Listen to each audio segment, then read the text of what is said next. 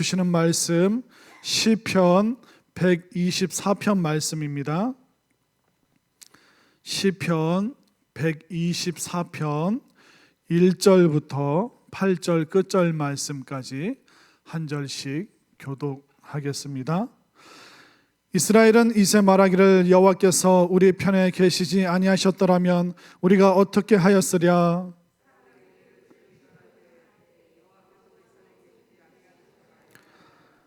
그때 그들의 노여움이 우리에게 맹렬하여 우리를 산채로 삼켰을 것이며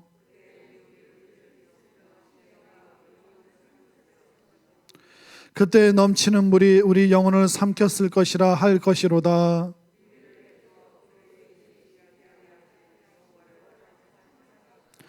우리의 영혼이 사냥꾼의 올무에서 벗어난 새같이 되었나니 올무가 끊어짐으로 우리가 벗어났도다. 우리의 도움은 천지를 지으신 여호와의 이름에 있도다. 아멘. 자, 시편 124편은 이제 다윗이 지은 시인데 성전에 올라갈 때 부르는 그런 노래였다라고 합니다. 근데 이 다윗이 어떤 사람이었습니까? 이스라엘의 왕이었지만 굉장히 그는 믿음이 좋은 왕이었습니다. 남들과 다른 그런 믿음의 면모를 보여준 이 다윗의 오늘 시편을 통해서 여러분들이 하나님의 보호하심과 인도하심 또 역사하심이 믿어지는 그런 시간이 될 수 있기를 간절히 소망합니다.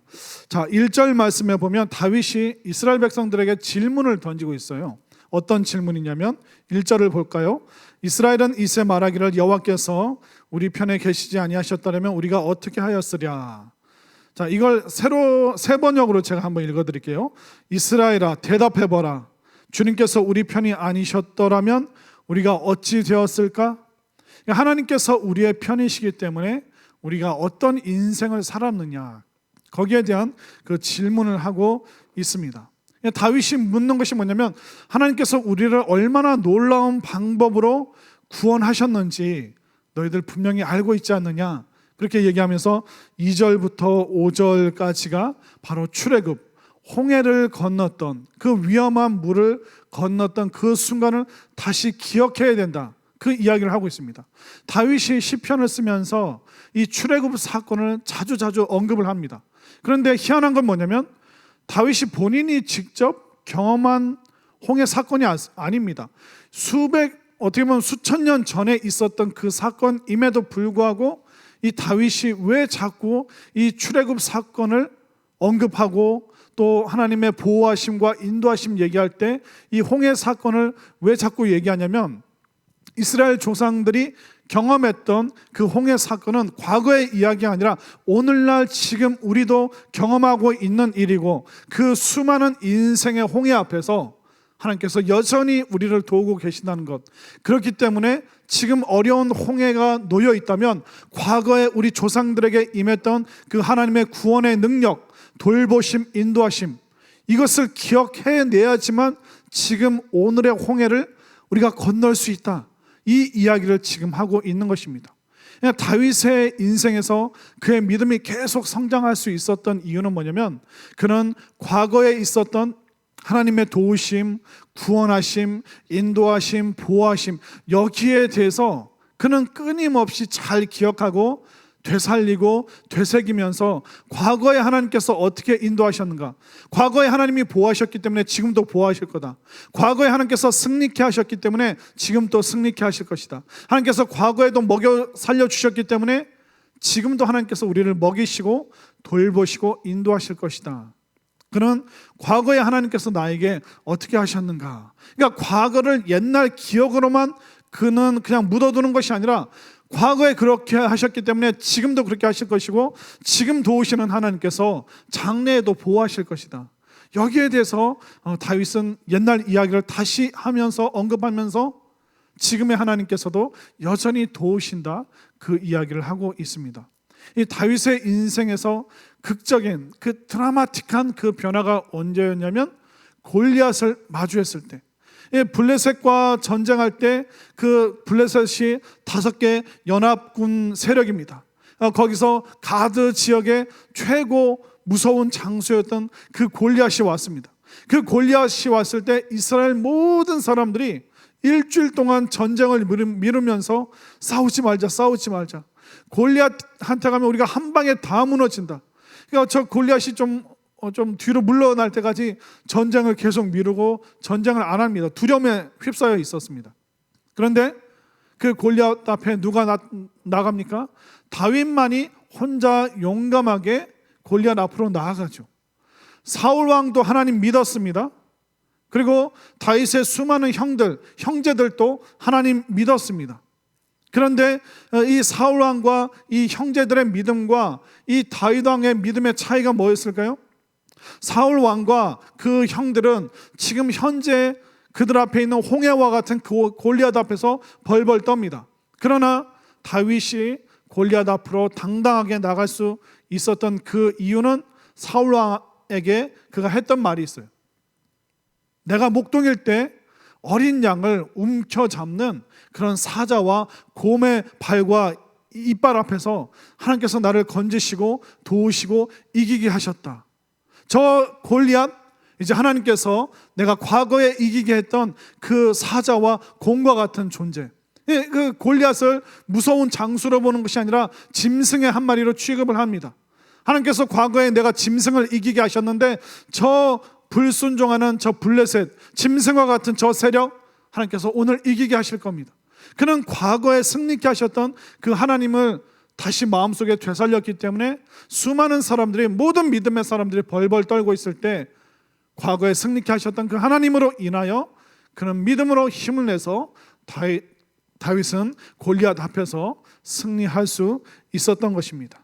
결국 다윗이 인생 동안 경험하는 것은 뭐냐면 그 홍해 사건 옛날로 끝난 것이 아니라 지금도 오늘도 여전히 우리 개인마다, 민족마다, 공동체 앞에 수많은 홍해가 놓여 있다. 그러나 그 홍해 앞에서 하나님께서 어떻게 하셨는가? 도우시고 인도하시고 보호하셔서 구원하셨다. 그러면 오늘 지금 우리가 골리앗이라는, 가난이라는, 가뭄이라는, 기근이라는 수많은 홍해들이 우리들 앞에 있을 텐데 그때마다 하나님께서 과거에 우리를 어떻게 살리셨는가? 이것을 우리가 다시 기억해야 된다. 그것을 지금 다윗이 질문을 던지면서 홍해 이야기, 본인이 겪지도 않은 그 이야기를 다시 언급하면서 그때 역사하신 하나님께서 지금 오늘날도 이 홍해를 건널 수 있도록 도와주신다, 인도하신다, 돌보신다. 거기에 대해서 강력하게 그가 주장하고 있다는 것입니다. 아무리 우리가 놀라운 구원을 받았어도 그 구원의 경험을 지금 오늘 되살리지 않는다면 우리는 또 현실의 그 어려움 앞에서 좌절하고 무너지고 낙심할 수밖에 없는 것입니다. 결국 지금 오늘날 우리에게 필요한 것이 무엇입니까? 하나님께서 우리 민족을 어떻게 구원하셨는가? 우리는 이 기억을 다시 떠올려야 되는 것입니다. 우리는 일제 36년 다른 나라에 압제를 받았습니다. 모든 걸 다 빼앗겼습니다. 주권도 빼앗기고 자원도, 쌀도, 모든 것을 수탈당했습니다. 젊은 청춘 남녀들이 그들의 생명을 빼앗겼습니다. 그럼에도 불구하고 우리는 광복을 맞이하게 됐죠.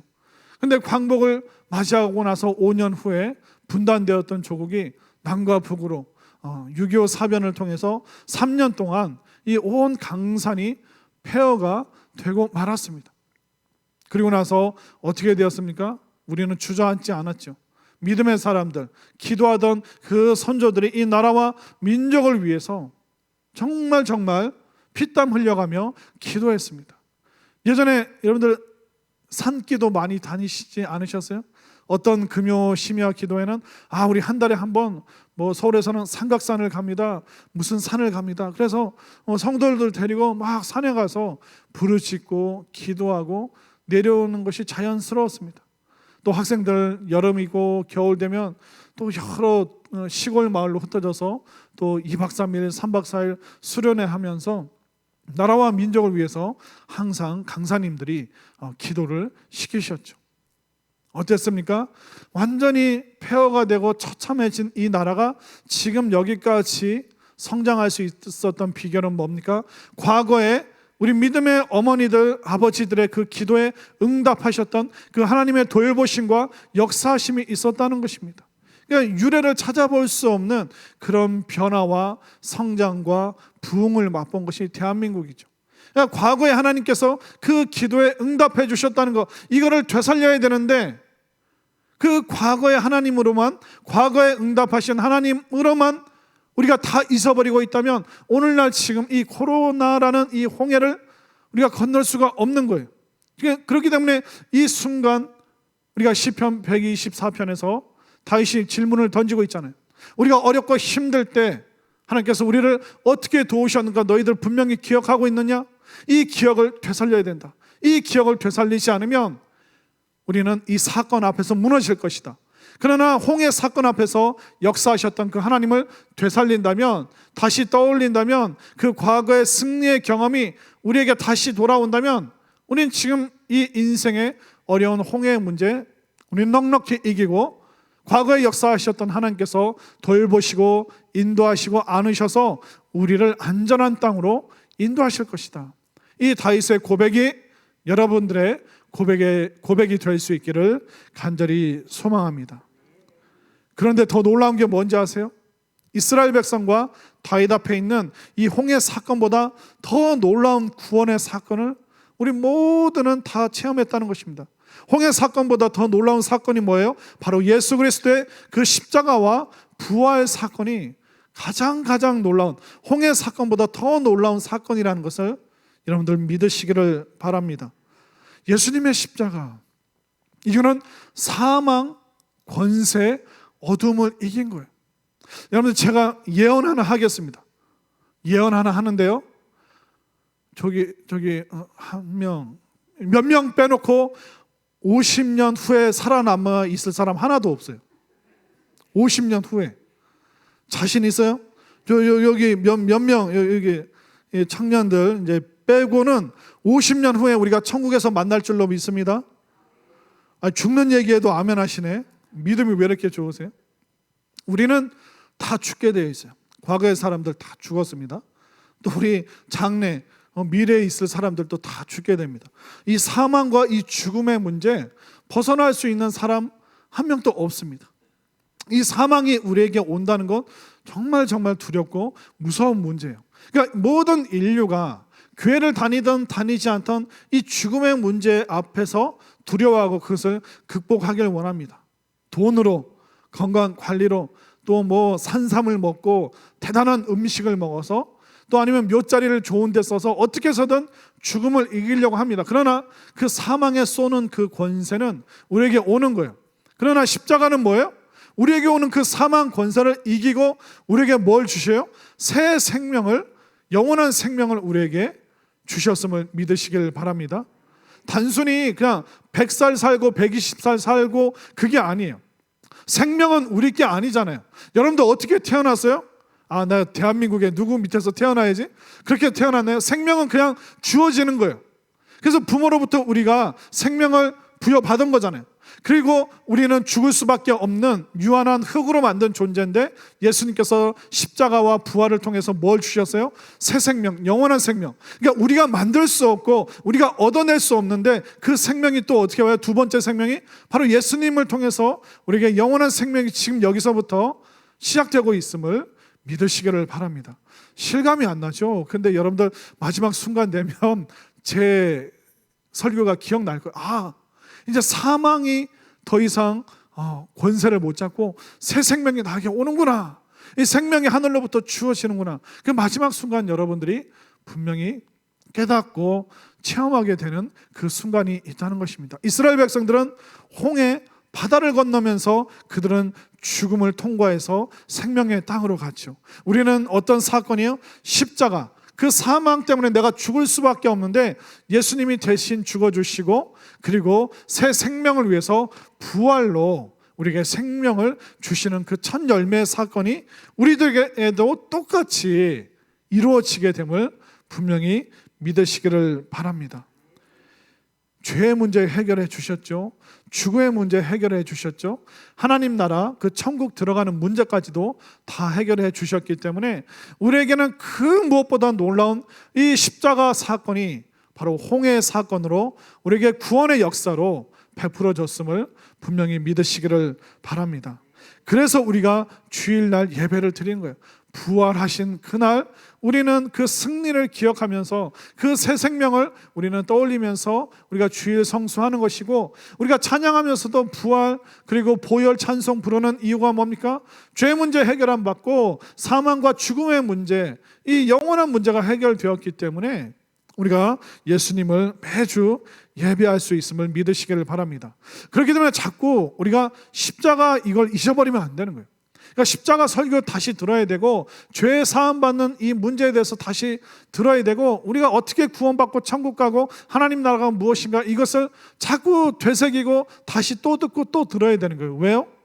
이거 기억해내지 못하면 여러분들은 현실 문제 앞에서 언제든지 금방 무너지기 때문에, 그러니까 십자가 잊어버리면 우리 신앙생활은 꽝이 되어버린 거예요. 꽝. 예전에 제가 성경 공부하면서 이제 한 40대 젊은 집사님들 데리고 이제 성경 공부를 한 적이 있었는데, 그 어떤 집사님한테 먼저 질문을 딱 던졌어요.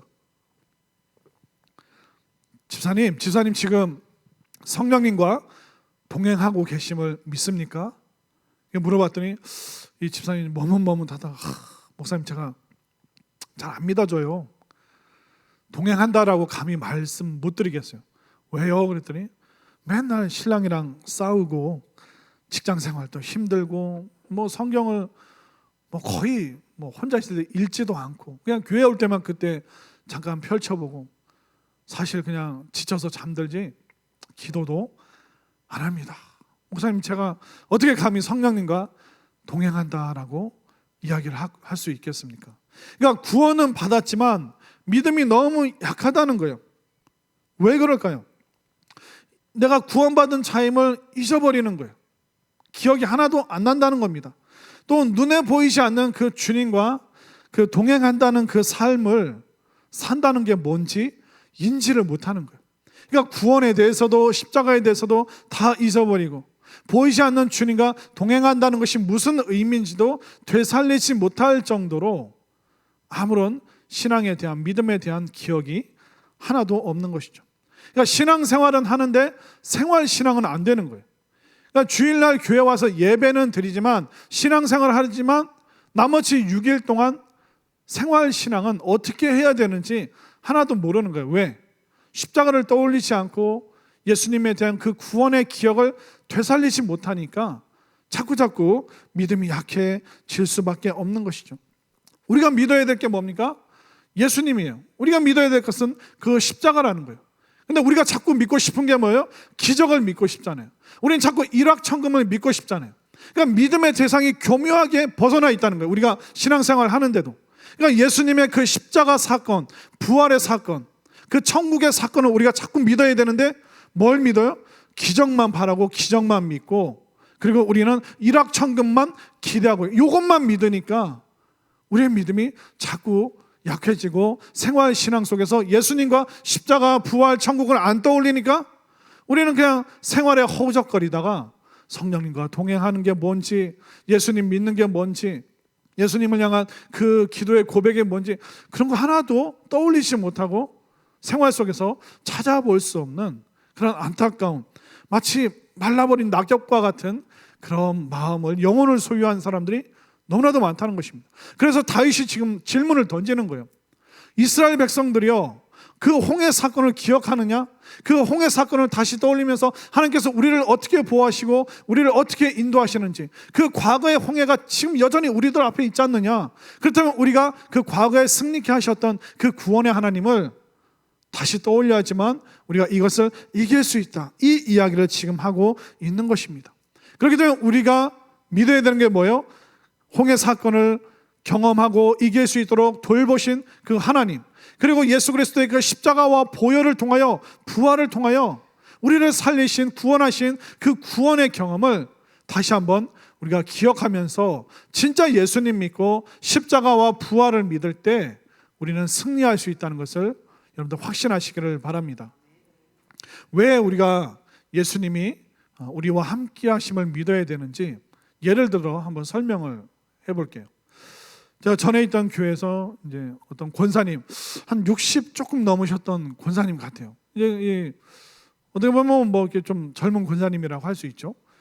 그 권사님 집 신방 갔는데 그러니까 위로하기 위해서 그 신방 여자 전도사님과 함께 같이 팀을 이뤄서 이제 늘 신방을 다녔는데 그 좀 좋지 않은 소식이 있어서 이제 신방을 간 거예요.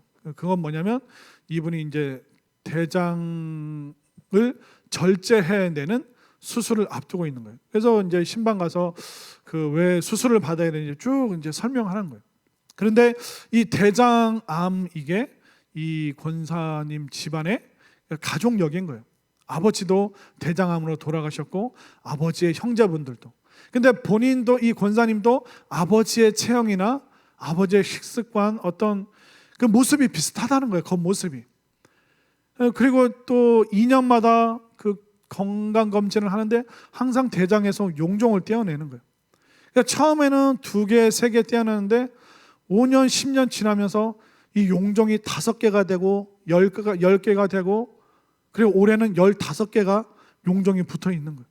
그러니까 해가 갈수록 이 용종이 점점 커지면서 의사 선생님이 얘기하는 게 뭐냐면 이거 떼어내고 그 떼어낸 자리에 출혈이 있고 그런데 이거 이렇게 가면 결국 1년 안에 아니면 2년 안에 어떤 방식으로 이 암이 이게 용종이 암으로 바뀔지 모릅니다. 그래서 그분이 이제 환자분께서 이제 가족력도 있고 그리고 용종도 계속 늘어나고 이제 10개, 10몇 개까지 어떻게 이렇게 떼어낼 수 있는데 어느 순간 이게 암으로 변화될지 모르기 때문에 대장을 다 전체를 절제해내는 것이 앞으로 더 좋을 것 같습니다. 그러니까 이 권사님에게 청천벽력이죠. 그러니까 신방 갔는데 완전히 그 마음이 다운돼서 여러분들 이 대장이 없어지면 삶의 질이 얼마나 떨어지는지 아세요? 이 권사님이 설명하는 거예요. 이 대장이 어떤 역할을 하냐면 오늘 갑자기 의학 시간이 되는데 잘 들어보세요. 우리가 음식을 먹으면 위장에서 이제 부드럽게 이제 소화를 시키죠. 그러면서 이게 소장으로 내려갑니다. 이게 소장에서 이제 얘가 소장이 꾸물럭꾸물럭해서 이제 더 이제 분해하면서 영양분을 쫙 이제 몸에서 받아들이죠. 그래서 이제 남은 음식 찌꺼기를 대장으로 보내서 대장에서 최종적으로 찌꺼기를 보존하고 물은 흡수를 하고 대장에서 모아놨던 찌꺼기를 이제 직장 또 항문 통해서 이게 딱 배출을 한다는 겁니다. 근데 이 대장이 그러니까 그 권사님 설명이 뭐냐면 대장이 없어지는 순간 먹으면 소화되는 대로 다 밑으로 내보낼 수밖에 없다는 거예요. 그러면 이게 어떤 음식은 40분 만에 나와야 되고 어떤 음식은 1시간 만에 2시간 만에도 그러니까 한두 시간 안에 이 먹은 게 바로바로 나오기 때문에 이 대장에서 잡아줘야 되는데 잡아주는 그 시간이 없기 때문에 먹는 대로 그냥 다 나올 수밖에 없대요. 목사님 저 밖에 못 나가요. 나가다 실례하면 어떻게 기저귀 차고 언제까지 제가 그 기저귀 찬 그 아기처럼 그렇게 냄새를 풍기면서 어떻게 돌아다니. 목사님 나 이제 아무 데도 교회도 못 가고 밖에도 못 나가고 애들도 못 만나. 나 아무것도 못해. 그러니까 완전히 이제 실에 빠져서 차라리 하나님 나 데려가시라고 하는.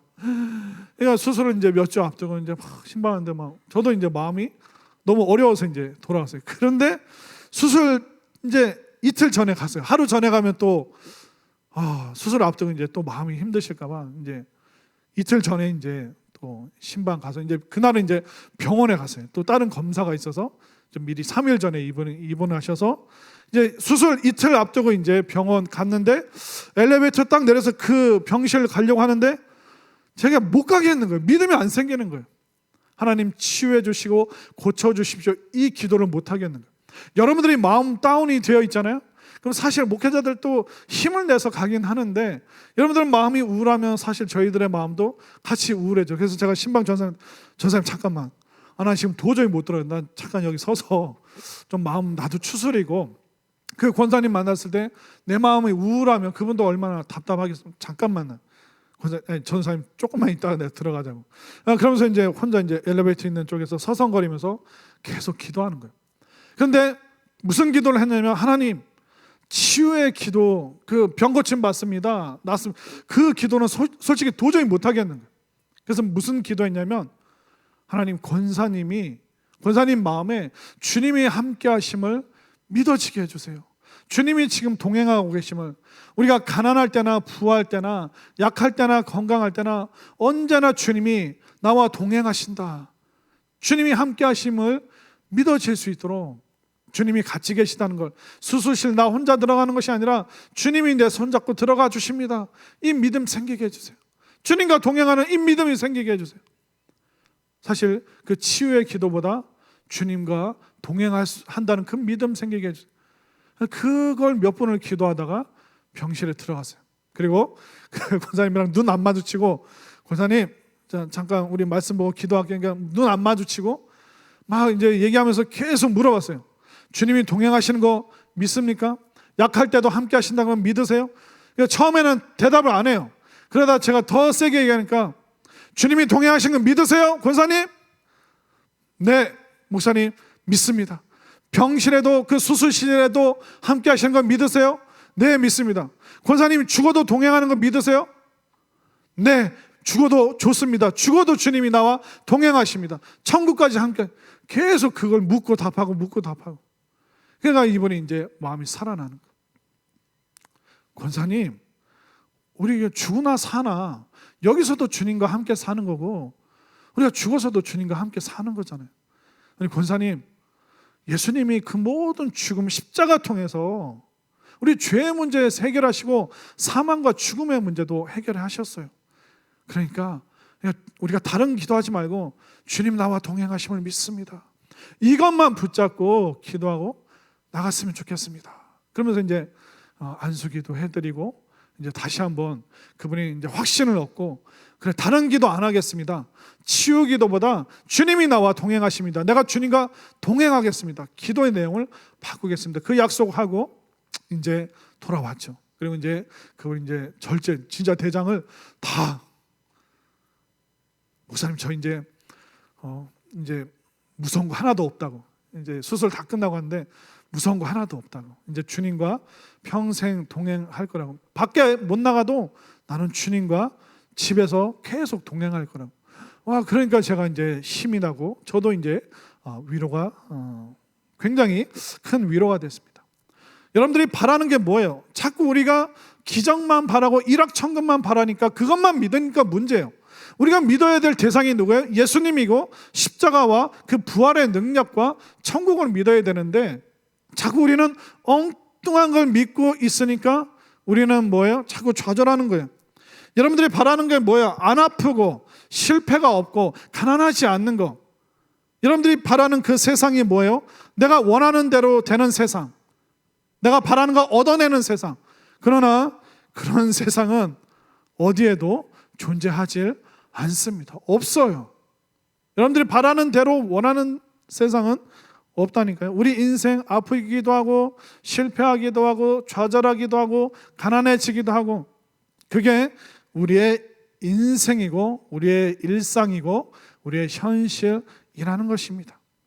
이런 한계에 부딪히는 것이 뭘까요? 인생이라는 겁니다. 우리는 나이 듭니다, 늙어갑니다, 또 갑자기 뭐 어느 나이가 되면 아픕니다. 그냥 관절이 아프고 통풍이 생기고 막 허리가 아프고 쑤시고 막, 그 연약함을 인정해야 되는 것이 우리 인생이라는 거예요. 결국 한계 상황에 부딪힌다는 거예요. 우리는 어쩔 수 없이. 그때 우리가 뭘 믿어야 돼요? 예수님 믿고 십자가 믿고 부활을 믿어야 될 줄로 믿습니다.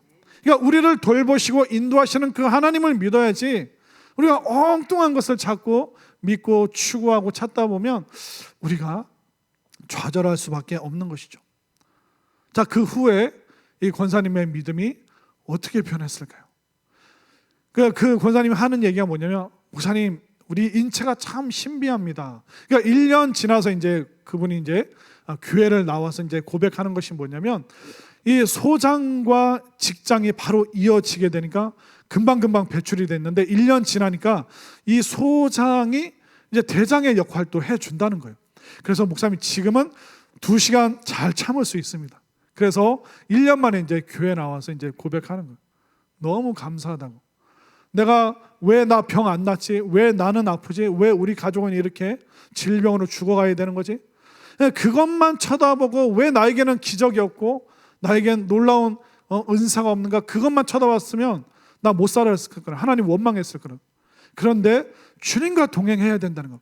주님과 동행함이 믿어지기 시작하니까 기도도 하고 말씀도 보고 매일매일, 그러니까 24시간 거의 말씀만 듣다 보니까 그 목사님들의 그 믿음의 말씀 들으니까 너무 기쁘고 1년 동안 집에서 성령 충만했다는 거예요.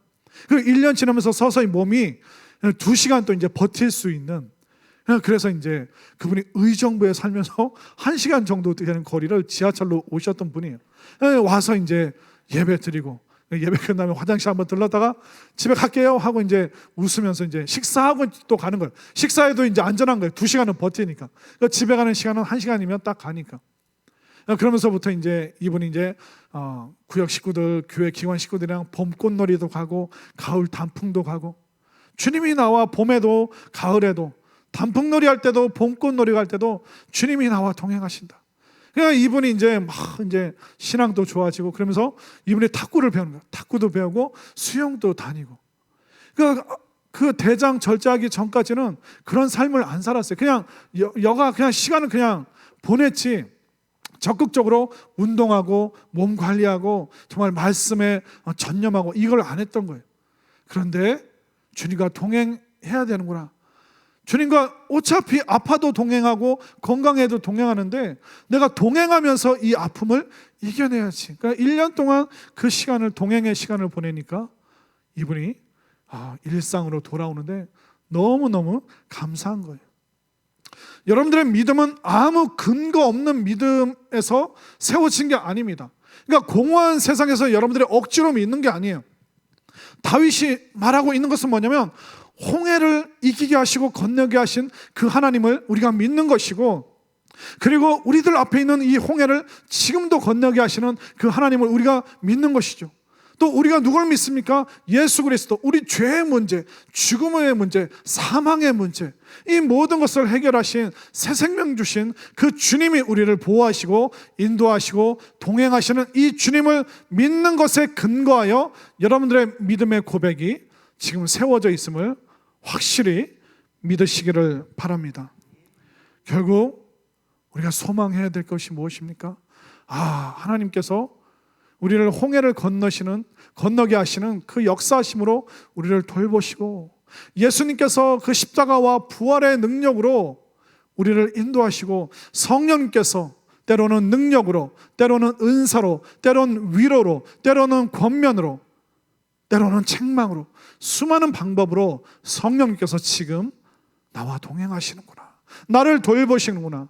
이 땅에서 뿐만 아니라 영원한 하나님 나라까지 우리 성령님께서 나와 동행하시는구나, 나를 돌보시는구나. 이 믿음이 여러분 가운데 확실히 있게 되기를 소망합니다. 그렇기 때문에 엉뚱한 거 믿지 마시고, 우리를 승리케 하시는 하나님, 우리를 구원하시는 예수님, 또 영원토록 우리와 동행하시는 성령님, 삼위일체 하나님을 향한 그 믿음, 삼위일체 하나님께서 이 코로나 상황 가운데서도 돌보시고 인도하시고 함께 하신다는 이 확신 가지고 오늘도 승리할 수 있는, 그 마음 가지고 기도할 수 있는 우리 모두가 될 수 있기를 간절히 소망합니다.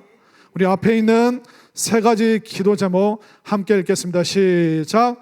우리가 받은 구원과 은혜를 잊지 않도록 믿음의 자리, 은혜의 자리를 잘 지키게 하옵소서. 홍해 사건보다 더 크고 놀라운 십자가의 능력을 의지하여 세상이라는 홍해를 건너게 하옵소서. 주님께서 늘 우리와 함께 하시고 도우시고 인도하심을 삶의 매 순간 경험하게 하옵소서. 우리가 말씀을 기억하면서 통성으로 기도하시겠습니다. 주여, 아버지 하나님 감사합니다. 감사합니다. 우리의 믿음이 다시 살아날 수 있도록 우리를 구원하셨던 그 역사하심을, 우리에게 은혜 베풀어 주셨던 그 순간순간들을 다시 한번 기억합니다. 우리가 구원받았던 그 자리, 우리가 눈물로 통해 자복했던 그 자리, 기도로 응답하셨던 그 자리, 우리가 마이너스 인생에서 주님께 기도했을 때 플러스로 바꾸어 주셨던 그 역사하셨던 자리, 우리 자녀들을 인도하시고 지키시고 보호하셨던 그 자리, 나에게 믿음 주셨던 그 자리를 다시 한번 기억합니다. 하나님, 우리가 과거에 승리케 하셨던 그 하나님의 선하신 인도하심을 지금 이 코로나라는 홍해 앞에서 기억하기를 원합니다. 다윗이 오래전 있었던 그 홍해 사건, 그리고 지금 이 순간에도 인생의 그 홍해를 건너야 되는 그 사람들에게 그 믿음의 역사를 다시 기억해 하는 이 다윗의 고백을 봅니다.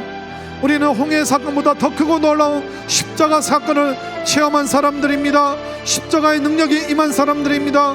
부활과 하나님 나라가 우리에게 임한 사람들입니다. 그것을 우리는 체험한 사람들입니다. 우리가 세상이라는 홍해를, 이 코로나라는 홍해를, 이 무서운 사건들을 여전히 주님의 십자가 능력으로 이길 줄로 믿습니다. 우리가 다른 거 믿는 것이 아니라 예수님 믿고 십자가 부활의 능력을 믿을 수 있도록 주님 도와주시옵소서. 그리하여 우리가 약한 순간, 가난한 순간, 실패의 순간, 마음이 혼란한 순간에도 주님 믿고 십자가 믿고 부활의 능력 믿으면서 기도할 수 있도록 도와주시옵소서. 우리와 함께 하시고 도우시고 인도하시는 그 주님의 능력을 여전히 붙잡고 오늘도 지금 인생의 어려운 홍해를 우리 믿음의 사람들이, 또 우리 자녀들이 다 승리하면서 넉넉히 건너고 이길 수 있도록, 승리할 수 있도록 주님 도와주시고 돌보시고 함께하여 주시옵소서.